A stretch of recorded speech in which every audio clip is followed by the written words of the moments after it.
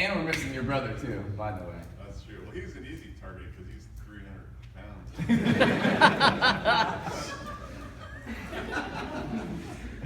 That was easy to shoot. Oh, man. But it's fun to have my brother here in the room too. Peter's 3 years older than me. We have 5 kids in our family, so they're 12, 9, 6, 3 years older than me. And growing up in our home, I mean, it was nonstop competition, rambunctious, everything that we did, all the time, nonstop, especially that one. Like, he might be like the calm one now and everything, but that guy got more stitches than anyone probably ever. I mean, I'm not kidding you. Every single week. I mean, I can tell you story after story. One time we were playing baseball with the basketball, and I'm pitching, I'm throwing the basketball.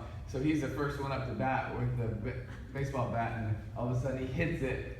He doesn't know that what's going to happen with the ricochet. It bounces right back, hits him in the face. He's in the hospital. Next week later, we're in the barn because we grew up on a farm, 44-acre farm, and we're in the barn, and he climbs to the very top, like right side of the barn. We tie a rope to the top, and he jumps off. Go first. It's true. It's called wisdom. You make other people go first. So he ties himself to the top of the barn, jumps off to swing across, and there's a post hole digger that's laying on the top shelf, and his calf goes right into the post hole digger. We had to pry it out. Just that's what it was like all the time, nonstop. See, I remember, I think it was your 13th birthday. Which Alligator. Oh yeah. So he has his whole baseball team over, and they're all swimming in the lake, and we have a zip line. Everybody's zip lining, jumping in the lake, having a good time, and one kid yells, "Alligator!" And so everybody starts freaking out and swimming to the side. We finally get to the side, turn and look in the middle of the lake, and there's a huge alligator in the middle of the lake that was swimming right around us. And so I run inside, get my dad, and so, Dad's like, oh, this is his chance to be a hero, right? We just moved to a farm, and he's like, oh, in front of, all of his kids, and, all the young kids that are there at the birthday party, he's going to be the hero. So he goes into his closet, and he gets a 22.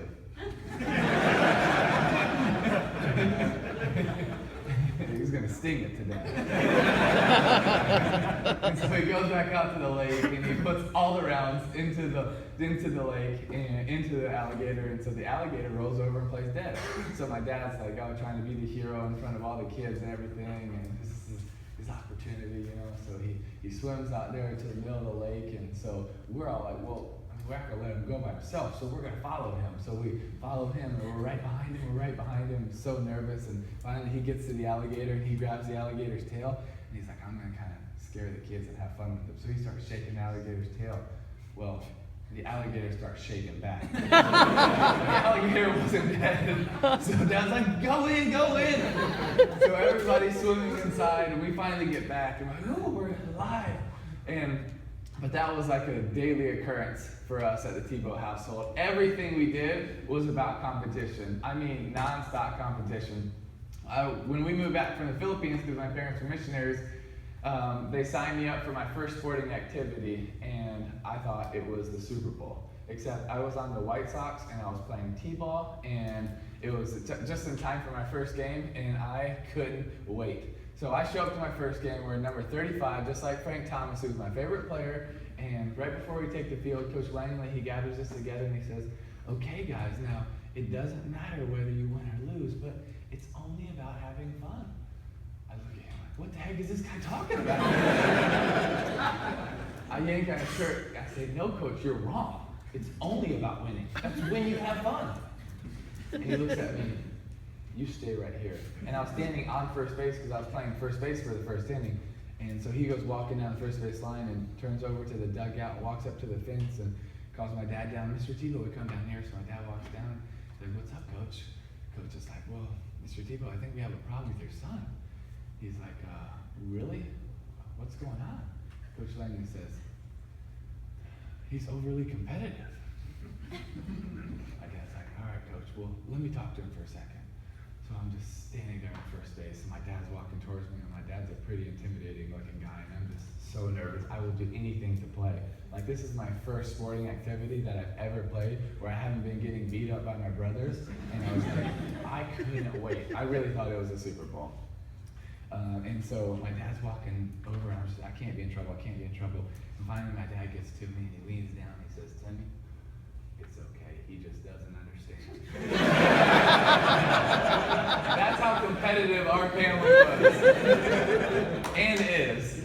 Everything we do, it's competition. It is nonstop competition all the time, no matter what. We are always competing, and even if it's paintball versus Dan, and he lost. On purpose. In 2011, when I was playing for the Denver Broncos, we had a Thursday night football game against the New York Jets. And in this game, it was a back and forth game, nonstop, the entire game. And for us, it was a big game because we were fighting to get a playoff spot. For the Jets, it was a huge game because they were fighting to get a playoff spot. We had similar records, and this game was more than just a game. It had a lot to do with our season and how our season could end. And so the game's going back and forth, back and forth, back and forth. And finally, they take the lead. They stop us. They get the ball back. And finally, we stop them. They punt us down the ball at the 5-yard line. We take the field. Little under 4 minutes to go. Down by, I think, 4 or 5 at the time. But knowing that we have to score a touchdown to win the game and possibly keep our season alive. And so you know there's a lot on the line. There's a lot of pressure. It's all going to come down to this drive. So we start out in a 2-minute drill. We spread it out, and I'm running around left and right nonstop trying to fight for every single yard, every single foot, every single inch, every single play nonstop as hard as you can. And I'm someone that takes a lot of pride in being in the best shape possible, so in the fourth quarter you can be the best that you can possibly be. And I was just fighting for every single yard, and we're going no huddle, so I didn't have a lot of time to recover. It was just, you were running right back and doing the next play, and then you're fighting for as many yards as you can get, and the next play, and the next play. And we were getting first downs, but we were getting them on 3rd down or 4th down, and then 3rd down or 4th down, and it was the longest drive, back and forth, across the field, left to right, left to right. And finally, I'm just so exhausted that instead of calling new plays, I literally just like, same play, same play. So we're getting to line of scrimmage, and we run the last couple of plays, and finally we get to 3rd and 4 at their 34-yard line, and I'm getting ready to call for the ball and say set hut. I can barely breathe, so before I say set hut, I'm just like, try to get a big breath in, say set hut. But right before I say set hut, a fan jumps out of the stands and starts streaking across the field. It's a true story. So instantly, usually you would say something to the running back, or you would start laughing about it or make a joke, but instantly I was just like, oh, thank you, Lord. And so obviously NBC doesn't want this on their television, so they call a TV timeout, 3-minute TV timeout. We go over to the sidelines, and we have 3 minutes to catch our breath, to think about what play we were going to run. And so we designed a play, we took the field, and the next play, they blitzed everybody and ran around the left end for the game-winning touchdown. And so needless to say, I believe in divine intervention. Some people call it alcohol, and I just think for some reason he chose to jump out of the stands at that moment. But I really do believe in divine intervention. I believe that I'm here for a reason, you're here for a reason, and hopefully it's more than just to hear a talk, hopefully it's more than just to hear a speech, but it's something that we can go on when we leave this room and we leave this hotel, and we can push harder, we can live harder, we can love harder, we can be able to take on life and take on all the challenges and all the tasks that get in our way, and we can be able to take on all of that just a little bit more. And hopefully, I can get as much inspiration from you as you can from me, and vice versa. But it's a pleasure to be in this room, and it's a pleasure to have the opportunity to talk on behalf of Denver Mattress, because Denver Mattress has made a huge impact in my life and a huge impact in so many people's lives, and you might not even know why.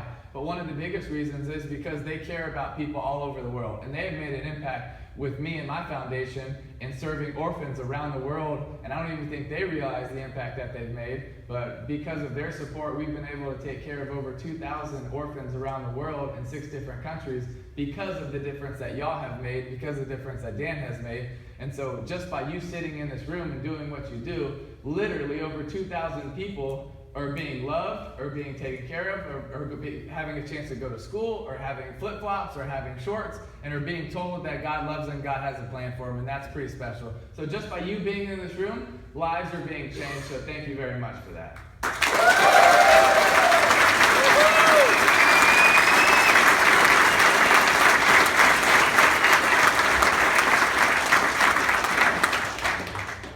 You know why the coolest thing about that is for me is when I was 15 years old, I had the chance to go on my first mission trip to the Philippines. And on this mission trip, we did so many different things. We were in hospitals, schools, marketplaces, orphanages, we were doing so many amazing things. But it wasn't until late in the trip when I was in a very remote island of the Philippines, because the Philippines is made up of thousands of islands, and we were on a very remote island.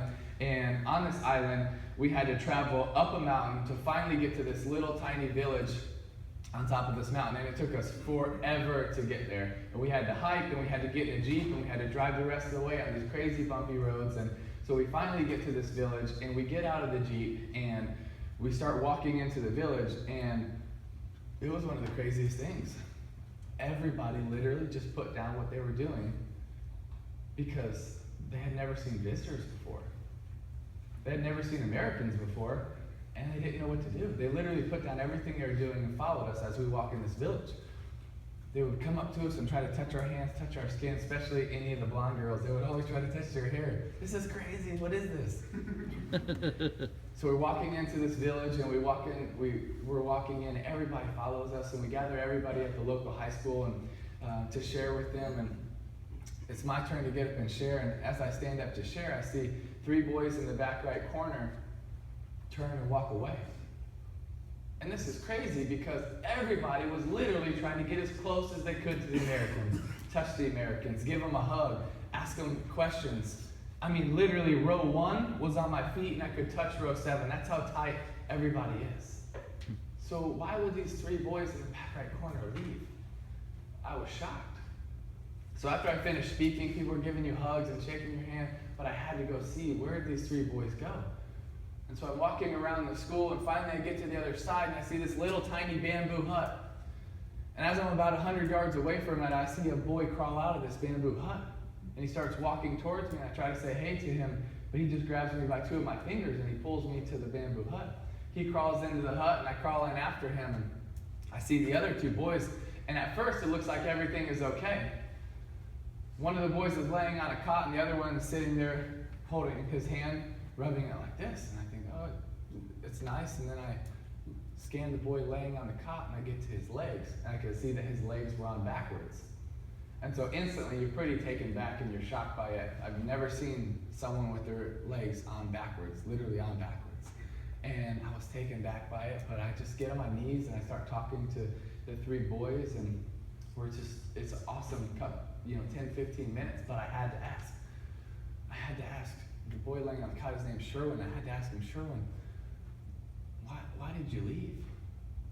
I mean, when everybody is freaking out to get as close as they can to the Americans, because that's a once-in-a-lifetime thing. Most of these people have never seen visitors. They've never seen the TV. This is the biggest thing that has happened to their village, maybe ever. Why would you leave? Sherwin just looks at me and he says, well, our principal wanted to impress the Americans, and she told me that I am not very impressive. And so you're just heartbroken for this kid. And I keep talking to them for 10, 15 more minutes and get the chance to share with them that God loves him and has an awesome plan for his life. And finally our team comes and grabs me like, Timmy, we got so much to travel. We gotta go. Like, okay, well, Sherwin says, will you at least carry me to the Jeep? I was like, of course. So I pick up Sherwin. As I'm walking back to the Jeep, I'm holding Sherwin, and one of his friends is holding his hand, and the other one's holding his foot for about 200 yards as we walk back to where the Jeep is. And what was amazing was, as we walked back to the Jeep, every single one of the people from the village, the principal, fellow classmates, they would watch and they would, why is the American touching the cursed kid? Why would you, no, you're good people, but why would you touch the cursed kid? You see, all these people looked at him as cursed, looked at him as less than, And they really did think, oh no, he needs to be shunned. He needs to be put in the corner. And it was amazing because the whole narrative, the 200 yards that we walked was changing from every single person's point of view.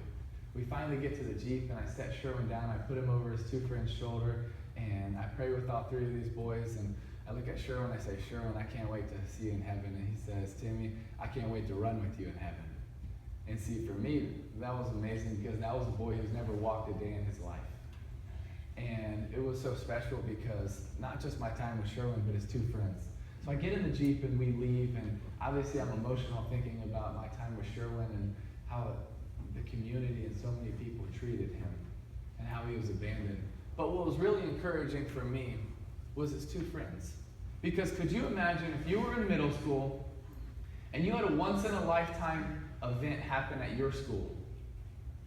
A once-in-a-lifetime event. Would you be willing to miss it because you had a friend that was sick? I'm just going to be honest with you. For me, I would be like, hey, dude, God bless.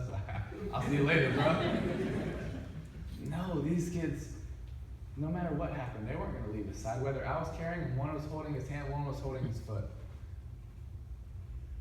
And as I was driving away, I knew that, whatever I can do in sports, I want to do. I want to be the best I can. But what I want to do with my life is fight for people like Sherwin. Is fight for people that can't fight for themselves.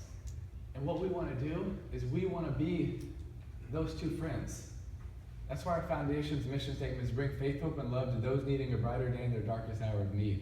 We want to be those two friends that when someone is hurting, there's one person holding your hand and the other person is going to get help. And you know what's so special about this room is you have been those two friends. Dan has been those two friends. That so many people have been hurting, so many orphans have been hurting, so many kids have had their feet on backwards, but now because we have a hospital that we can bring those kids into, and we carry them in and now they can walk out. And so the community no longer looks at them as, oh, you're cursed and you're shunned. We can't have you in the community. You can't work here, but you can be a beggar on the side of the street. Now, because of y'all's help, those kids are coming into our hospital and they're walking out, and they're changing the narrative of how people look at them. So congratulations and thank you for that, guys.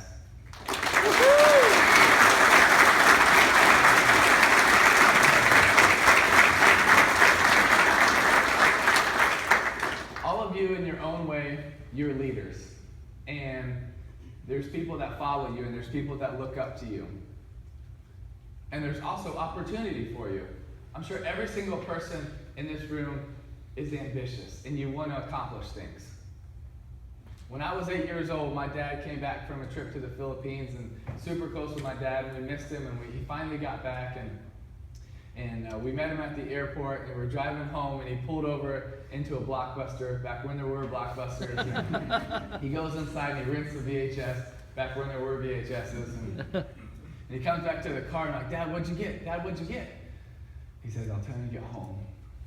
So we drive home, and he sits me and my two brothers down on the couch, and he looks at us and he says, boys, I just want you to know, I love you. I know you're all ambitious and you all want to accomplish so many things in your life. And I feel like it's my job as your dad to give you an edge, to give you an advantage so that you can be different. He said, when you watch this movie, if you have love for whatever it is that you do, like the man in this movie, you will be different. You will have an edge. You will be contagious. People will want to be around you.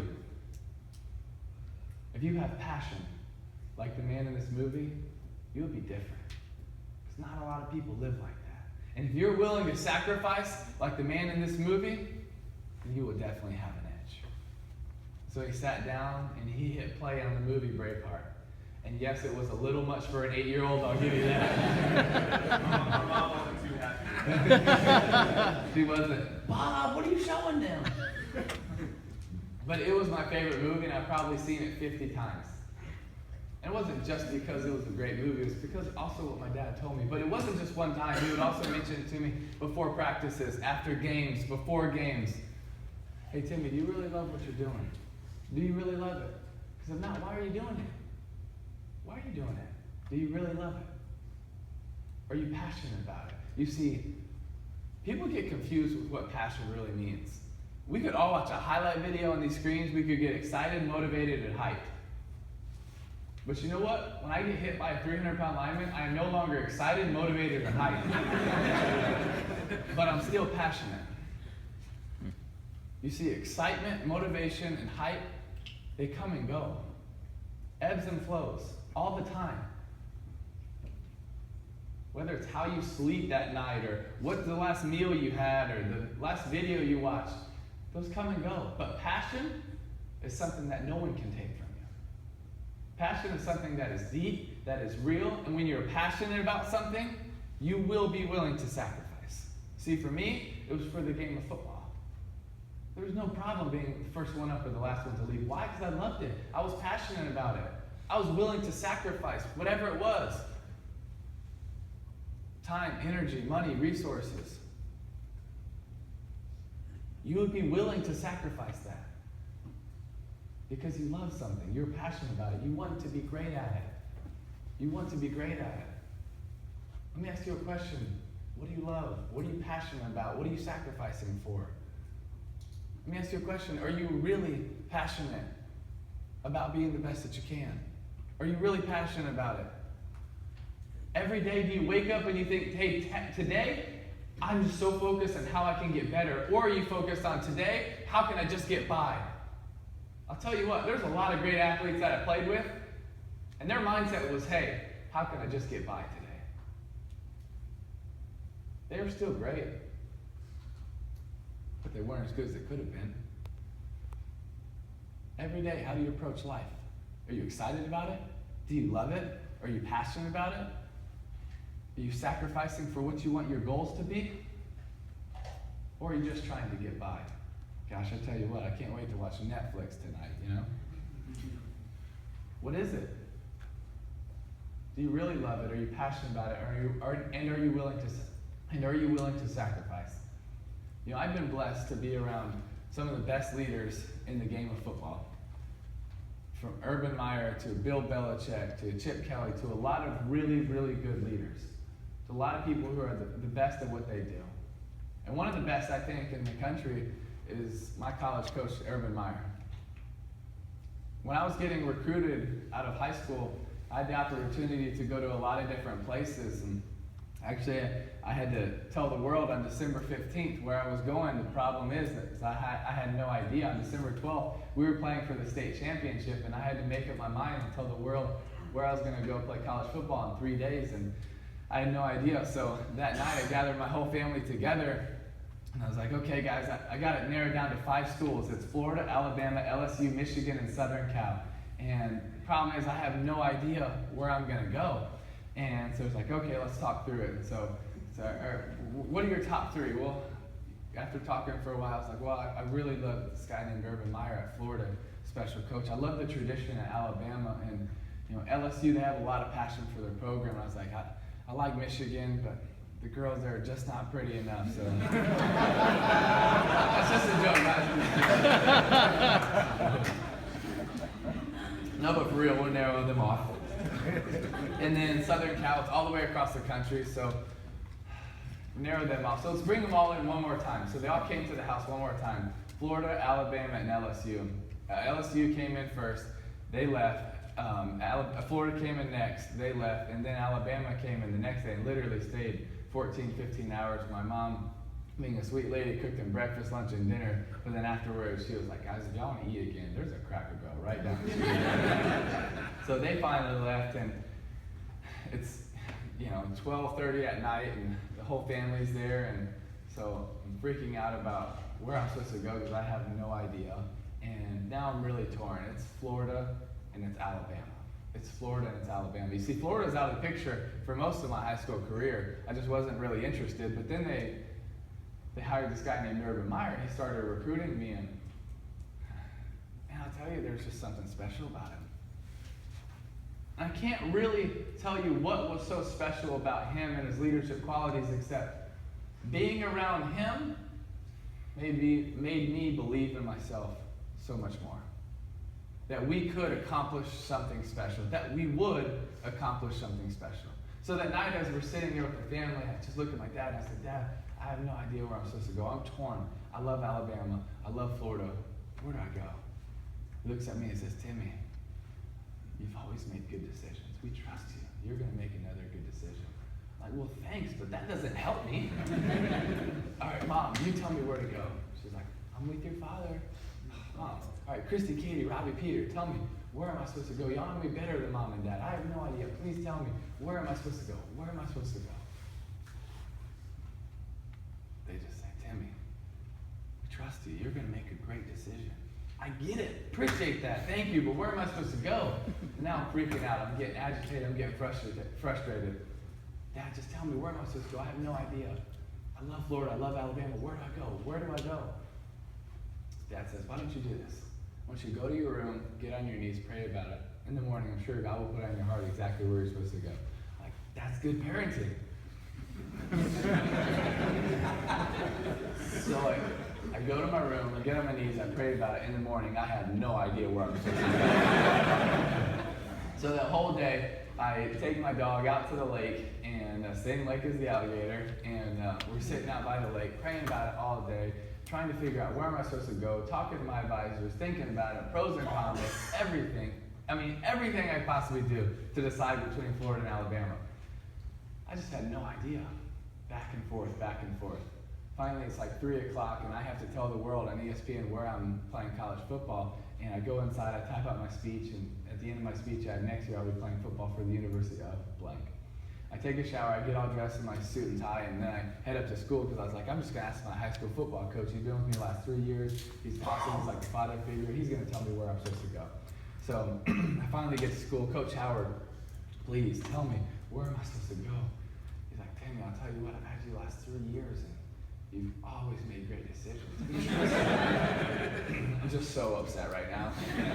So upset. So finally, it's like 4:25, 4:30-ish. My family gets there, and I'm running up to my dad. Dad, where do I go? I have no idea. I'm so torn. It's Florida, Alabama. I've done all the pros and cons. Here you go. Here's the sheets, everything. I have no idea where I'm supposed to go. He's like, all right, well, number one priority. I said, it's the people. It's the people I'm around. It's not even close. That's what's important. It's the people that I'm going to be around. He said, well, what if it was just one person? Ah, man. Who would that one person be? I mean, I don't know. I love Coach Shula at Alabama, but it would be probably Coach Meyer at Florida. Why? Because he makes me believe in myself. He makes me believe that we're going to do something special. That together we will do something special. It's a look in his eye. It's a passion that he has. It's a determination. It's everything. I believe that we would do something special. I said, that's it. All right, I'm going to Florida. So the right thing is to pick up the phone to call Coach Shula to tell him I'm not coming to Alabama. So I pick up the phone, I dial him, and as I'm talking to him, I get emotional, and I start crying, and it's not the only time Alabama made me cry, but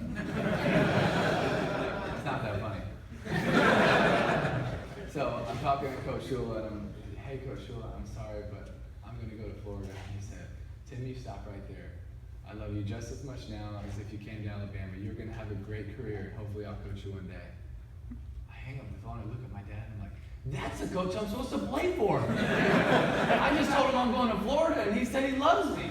I'm like, no, I'm going to Florida, I'm going to Florida. So I pick up the phone to call Coach Meyer, and he answers, and I'm wiping off tears, but he's kind of thrown back because he's like, why is he crying? And I'm getting ready to tell him that I'm coming to Florida, and his phone goes dead. True story.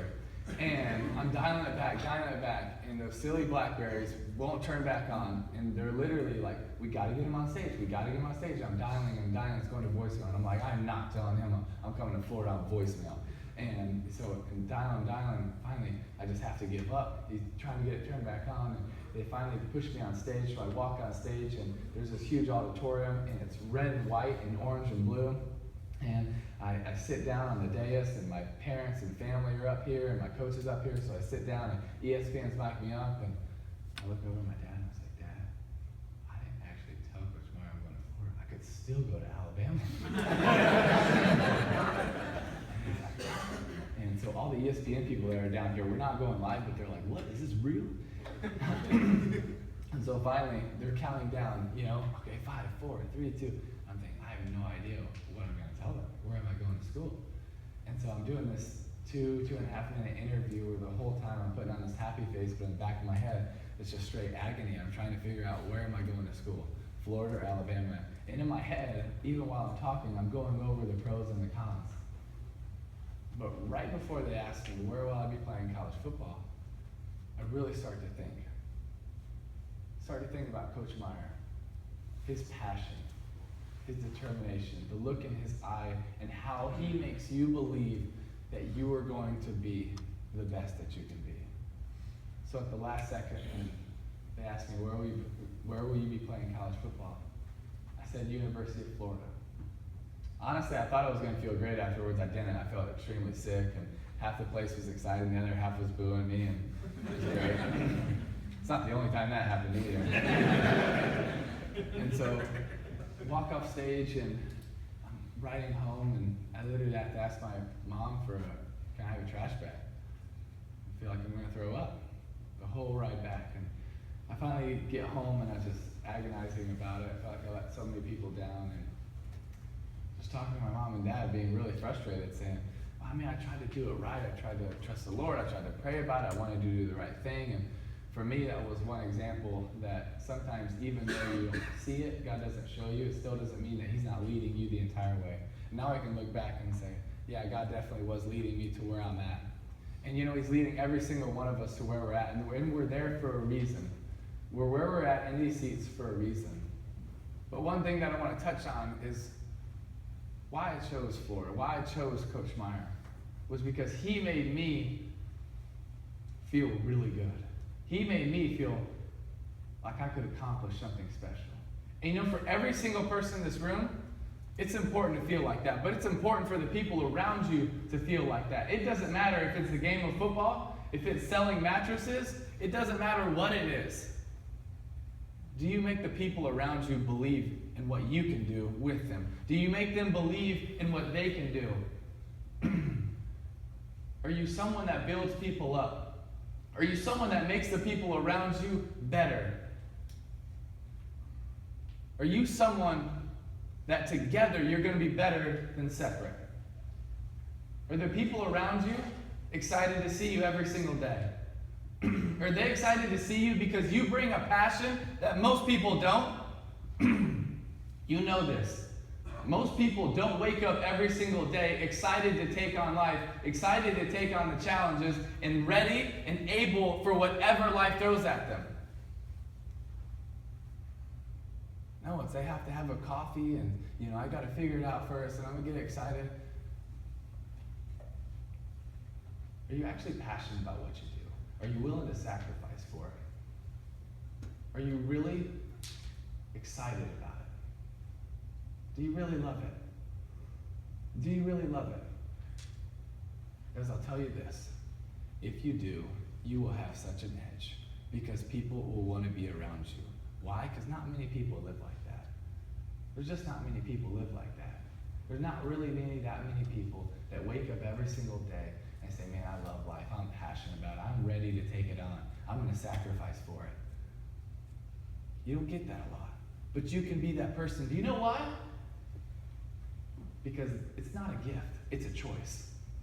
That's a choice. You wake up every day and you can say, today, I'm waking up to get better. I'm not waking up to get by. Today, I'm waking up because I love it. I'm excited about it. I'm passionate about it. I'm willing to sacrifice today.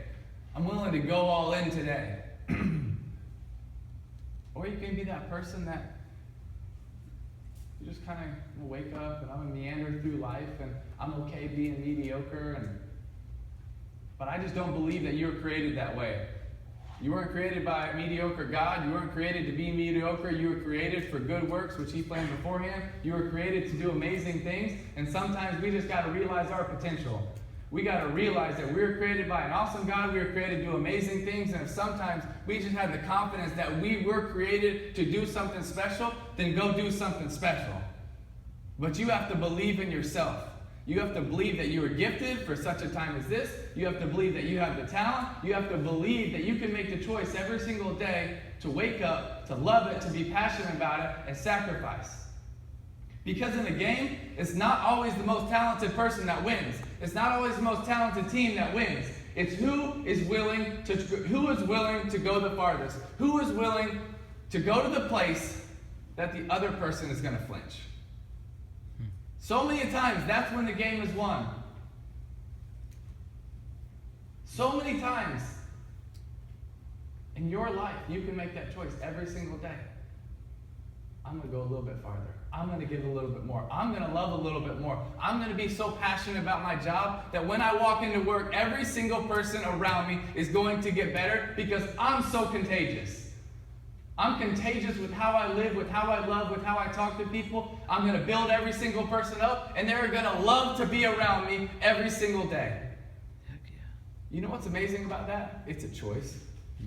Every day it's a choice. It's not a gift. It's not a talent. It's a choice. You get to choose that every single day. Or you can also choose to be that person that dwells on so many of the negative things. Man, it's going to be so hard. I got to be here till 5. It's all a choice on how you're going to look at life, how you're going to choose to take on life. And let me tell you this, life will always get in the way if you let it. If you let life get in the way, it'll do it every single time. Because you know what? There's always going to be things. There's going to be more things and more things and more things. So many things that could get in the way. When I was at the University of Florida, we were blessed to accomplish some pretty cool things. My freshman year, we won the national championship. My sophomore year, I was blessed to win the Heisman. My junior year, we won the national championship. Getting ready for my senior year, our goal was to be the best ever. We really believed that if we won 3 out of 4 national championships, we would have a chance to be one of the best college football teams to ever play. That was our goal. So on shirts and shorts, we had best ever. We broke it down to best ever. That was our goal. It's something we embraced, and it's something we were striving for. We were the #1 team in the country the entire year. We went 12-0. We were undefeated. We got to the SEC championship game. We were #1. Alabama was #2. Biggest game of the year. We really believed it was the national championship. And you know what? We fell short. We lost to Alabama that night, and it was heartbreaking. But for me, it even went a little bit further. Yeah, I could say I was disappointed because I was competitive, but no, it affected who I was. It shook me. So that entire week, I'm sure I was probably terrible to be around. The next weekend, they have something called the Home Depot Awards in Orlando, Florida, which they give out to all the best football players in the country for college football. But the night before the banquet, they have this little dinner that everybody has to go to, and so we're all sitting at this dinner, and there's this dais up here, and they have some of the Alabama players up there versus some of the Texas players because they were playing the national championship, and I was sitting out there with some of my family just watching this, just ready to puke. And I was in such a bad mood. Finally, this waitress comes and she taps me on the shoulder and she says, "Hey, Timmy, there's this girl outside. Her and her family drove from Virginia to see you. Would you mind coming and seeing her?" I said, "Yeah, of course." So I get up and I walk into the back of the room, and as I'm walking to the back, they're letting her and her family in, and she starts walking up to me and shaking, and coming to find out she has tremors and cerebral palsy, and she's had brain tumors her entire life, and she's overcome in her life more than I'll ever have to overcome in mine. And so she's stumbling towards me, and she gives me this huge hug, one of the best hugs I've ever had, and she starts crying, then I start crying, and then her family starts crying, then my family starts crying, and everybody's crying. I actually talked about crying a lot today. But I'm just holding this girl, and her name's Kelly Fawnin, and she's such a sweet girl. And I just started talking to her, and you know what was amazing is when the waitress tapped me on the shoulder, and I started to walk back there to meet Kelly, how everything changed. Because up till that moment, it was all about me. It was all about mine. It was all about status. It was all about rewards. It was all about accomplishments. But when I had the chance to turn around and go meet Kelly, it changed. I didn't even realize it at the time. But standing there holding her, talking to her, just felt like God put it on my heart to ask her to be my date the next night on the red carpet for the award show, and she said yes. So the next day, uncle took her out to get her a fancy dress, and so she got this fancy dress, and the next night we went to dinner, and then we went down the red carpet, and it was awesome. And then we're in the award show, and it was going great. And that night, I believe I was up for 6 awards, and I just, at first I could care less about it. It didn't matter. Because it was all about Kelly. Well, then the awards start, and the first one I'm up for, and they announce, and I lose. Oh, it's okay. It's about Kelly. It's all right. The next one they announce, and I lose. Oh, it's okay. The next one they announce, and I lose. Now it's bothering me a little bit more. The fourth one they announce, and I lose, and now I'm getting kind of frustrated. The fifth one they announce, I lose, and now I'm just kind of getting really frustrated. And it was amazing what happened. My mom leans over to me and she says, "Timmy, it's all right. You already won tonight. You just don't get your awards till heaven." What was she talking about? She wasn't talking about a silly college football award that I don't even know what it was for. If I won or lost, it didn't matter. But what mattered at that moment was Kelly. Was being able to make a difference in a girl's life who's been fighting so hard. To be able to make her smile. To be able to give her a night that she wouldn't forget. That's what mattered. That's what mattered. It's so easy to let life get in the way. And we forget about things that matter. We're so busy worrying about the accomplishments. And that's fine. Worrying about the trophies. That's fine. Worrying about all these other things. But we forget what really matters. What matters? People matter. The way that you treat your coworkers. The way you treat people that work for you. The way you treat the people that you work for. The way you treat your family. So many times we get so focused on these few things and we forget everything else around it. What really matters? People matter. The people in this room matter. I fail at that time and time again. You get so focused on something and you lose track of what really matters. But before I finish, I want to encourage you. Focus on what matters. The people around you. Don't live a life that one day you're going to look back. You're going to have a wall of trophies. And you're going to think, man, I don't even know what these are for.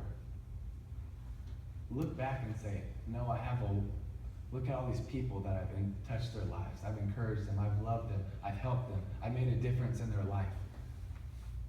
For this company, for your family, for your community, for the people around you.